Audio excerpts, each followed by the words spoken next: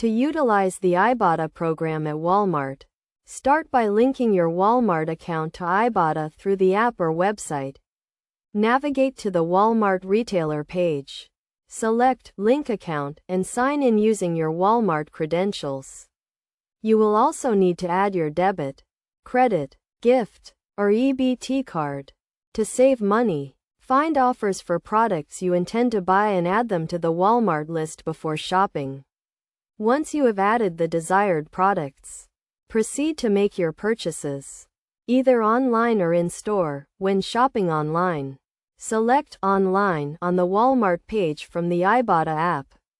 And when shopping in store, select In Store. After completing your purchases, upload your receipt by selecting Submit Receipt and scanning the barcode at the bottom of the paper. By following these simple steps, you can easily save money on your orders using Ibotta and Walmart.